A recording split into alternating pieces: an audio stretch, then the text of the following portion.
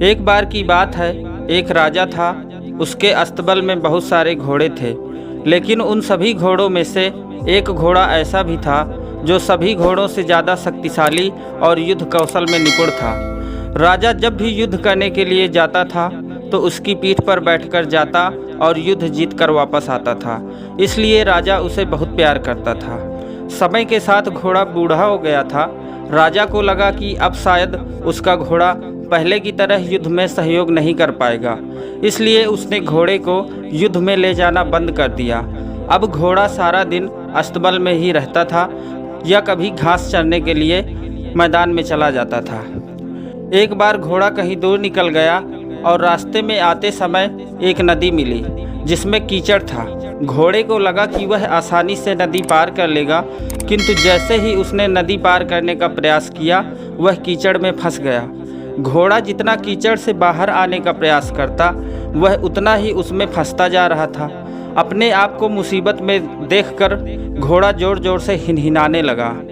घोड़े की हिनहिनाने की आवाज़ सुनकर रास्ते से जा रहे राहगीर इकट्ठे हो गए। उन सभी ने मिलकर घोड़े को कीचड़ से निकालने का प्रयास किया, किंतु वे असफल रहे। लोगों ने जब घोड़े के मालिक का पता किया तो पता चला कि वह राजा का घोड़ा है।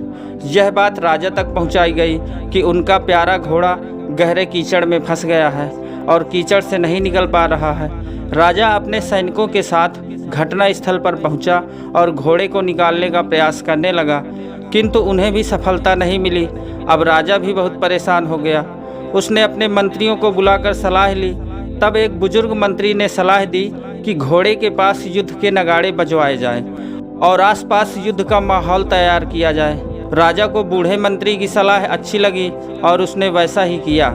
जैसे ही नगाड़े बजे, तलवारों और ढालों की आवाज़ गूंजी, वैसे ही बूढ़े घोड़े में मानो फिर से जवानी आ गई और मानो उसकी नसों में खून का संचार कई गुना बढ़ गया हो। वह धीरे धीरे उठ खड़ा हुआ और ज़ोर ज़ोर से हिनहिनाते हुए चमत्कारी रूप से एक झटके में ही कीचड़ से बाहर आ गया।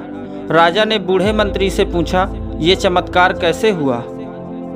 मंत्री ने उत्तर दिया, ये घोड़ा बूढ़ा जरूर हो गया है, लेकिन जब इससे काम नहीं लिया गया तो इसके अंदर का उत्साह और आत्मविश्वास भी खत्म हो गया था, और आज फिर से वही माहौल मिला तो उसमें उत्साह का संचार हुआ और ताकत लौट आई है। राजा को भी सारी बात समझ में आ गई और उसने अपने वीर घोड़े को फिर से काम पर रख लिया। इस कहानी से दोस्तों हमें यह शिक्षा मिलती है कि जीवन में उत्साह और आत्मविश्वास को कभी भी खत्म नहीं होने देना चाहिए। अगर मनुष्य के जीवन में उत्साह और आत्मविश्वास खत्म हो गया तो मनुष्य का जीवन वहीं खत्म हो जाएगा। तो दोस्तों, अगर आपको ये कहानी पसंद आई हो तो वीडियो को एक लाइक अवश्य कर दें और इसी तरह की मोटिवेशनल कहानियाँ सुनने के लिए हमारे चैनल को सब्सक्राइब ज़रूर कर लें।